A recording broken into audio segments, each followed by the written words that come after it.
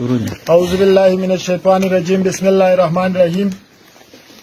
زه یو میسج ریکارډ کوم زما د پاکستان تحریک انصاف کارکنانو ته د دیربالا عوامو ته دا اپیل دی چې په دې وخت کې آئین معطل شوی دی، قانون معطل شوی دی او په دې وطن کې جس کی لاټي اس کی بینس داغه قانون دی. منګه پاکستان تحریک انصاف دا بین ارګنایزیشن نه دی، په دې پابندي نه ده لګېدلې. په 8 فروری باندې د الیکشن اعلان شوی دی. ټول سیاسي ګوندونو خپل سیاسي سرګرمۍ شروع کړي دي. په دې حالاتو کې 2 میاشتې وشوې چې موږ ډسټرکټ ایڈمنسټریشن ته اپلیکیشن ورکړی دی، درخواست هم ورکړی دی چې موږ په دیربالا کې یو پرامن کنونشن انعقاد کوو. دا زمونږ جمهوري او آئیني حق دی، خو د بده مرغه دا ضلع همیشه پرامن پاتې شوې ده. د دې ځای ولس همیشه د انتظامیې سره تعاون کړی دی. دا محب وطن خلک دی، دا د دې وطن سره مینه کوي. خو موږ افسوس کوو چې څه قوتونه په دې ملک کې اړی ګړی غواړي، څه قوتونه د ضلع دیربالا د پرامن سیاسي فضا د خرابولو دپاره په غلطو هتکنډو باندې راغلي دي. د پرون نه دفعه 144 لګېدلې ده، غیر قانوني ده، موږ ته پته هم نشته، موږ د دې نه خبر هم نه یو چې نن دفعه 144 ده. زمونږ نن کنونشن دی، زمونږ مشران را روان دي.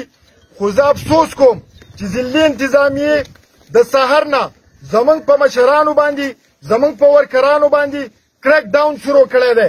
د هغو د کورونو نه نفیانې تاو کړي دي. د یامین خان په کور باندې چاپه ووالی شوه. زمونږ د نورو مشرانو کورونه چې پولیس را رسېدونکي دي. په دې موقع زما د قوم نه دا اپیل دی چې د ظلم او د جبر خلاف تاسو ټول راوځئ. روډونه بلاک کړي دي چې په کوم ځای کې م روډ بلاک و، قوم ته مې اپیل دی چې هلته راپاڅي او خپل احتجاج ریکارډ کړي. په دې موقع باندې زه د خپل طرف نه، د پارټۍ د طرف نه، د پارټۍ د کارکون د طرف نه د ANP ضلعي صدر راجا میرزمان خان، د جماعت اسلامي مشر ملک بارام خان صاحب، د ملک رحمت الله او نور چې کومه سیاسي ورکران دي چا چې زمونږ دپاره اواز چت کړی دی، څوک چې په دې سخته کې د حق سره ولاړ دي، د قانون سره ولاړ دي، د آئین سره ولاړ دي، د دې قام سره ولاړ دي، د دې خاورې سره ولاړ دي. زه هغو ته خراج تحسین پیش کوم. زه یو ځل بیا ریکویسټ کوم، زه اپیل کوم ضلعي انتظامیې ته، ډیپټي کمشنر صاحب ته، DPO صاحب ته چې زمونږ نه دا آئیني او جمهوري حق زمونږ نه څوک وانخلي.